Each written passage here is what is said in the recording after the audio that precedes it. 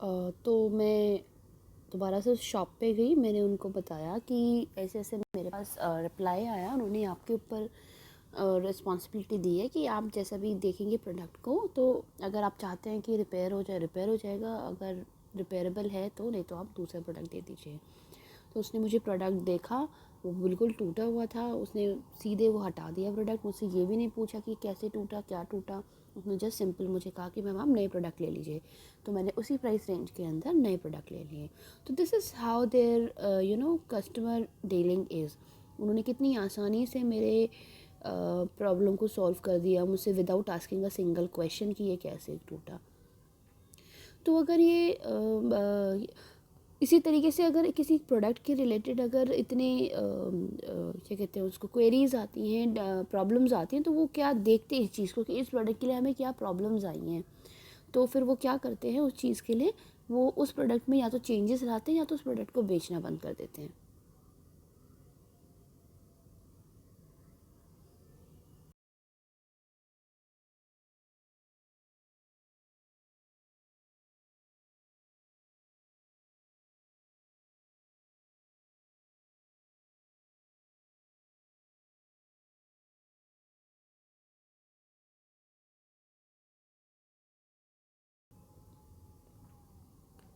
तो जब भी प्रोडक्ट डिफेक्टिव हो, आपको समझना है कस्टमर को, अगर फ्रस्ट्रेटेड है तो उसको समझना है प्रॉब्लम, उसकी क्या प्रॉब्लम है।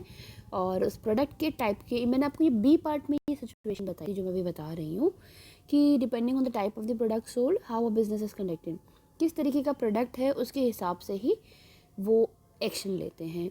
Now closing with the customer, यहाँ पे इसका मतलब है क्लोजिंग एज ए सेल हो गई है, अब कस्टमर के साथ कैसे, अब मतलब कस्टमर हैप्पी है या नहीं है। तो यहाँ पे ये कह रहा है कि सिर्फ क्लोजिंग का मतलब सेल करना नहीं है, आपको कस्टमर को हैप्पी करके भेजना है।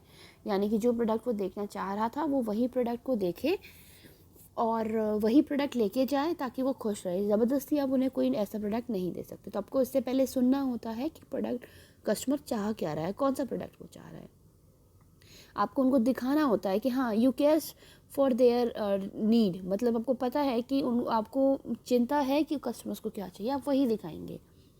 ये मेन होता है डीलिंग विद एंग्री कस्टमर। ये क्वेश्चन डायरेक्टली पूछा जा सकता है कि आप किस तरीके से गुस्सेले कस्टमर्स को हैंडल करेंगे। कुछ भी सिचुएशन हो सकती है, ऊपर से 5 सिचुएशन जो मैंने अभी बताई उनमें से किसी कोई भी एक सिचुएशन अगर उन्होंने सही से हैंडल नहीं करी तो लास्ट की ये सिचुएशन आ सकती है कि dealing with customer angry customers.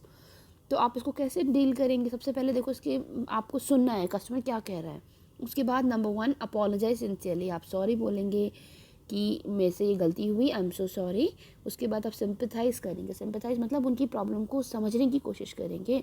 आप उनसे कहेंगे कि मैं समझ सकता हूँ आपको कितना बुरा लगा होगा या आपको कितनी प्रॉब्लम्स आई, आपको वहाँ से इतनी दूर आना पड़ा, ma'am I am so sorry. Next आप कहेंगे कि मैं मानता हूँ ये मेरी गलती है, आपको अपनी ज़िम्मेदारी से अपनी गलती का ऐसा मतलब आपको अपनी गलती को मानना है, एक्सेप्ट करना है कि हाँ आपसे गलती हुई है। नेक्स्ट है प्रिपेयर टू हेल्प, यानी गलती हुई है तो यू हैव टू चेंज। आपको वो मतलब उनकी प्रॉब्लम को सुनना, फिक्स करना पड़ेगा। जो भी सोल्यूशन है, रिफंड है, एक्सचेंज है, रिप्लेस है, whatever the solution is, you have to choose a right solution. तो क्वेश्चन अगर आता है कि एंग्री कस्टमर को कैसे डील करें, तो उल्टे सीधे आंसर नहीं लिखने, यही 4 पॉइंट लिखने। पहले आप उनको सुनेंगे, सॉरी बोलेंगे, उनको सिंपैथाइज करेंगे, अपनी गलती को मानेंगे और उनकी हेल्प करेंगे। ठीक है, इस सेशन में बस इतना ही। Thank you.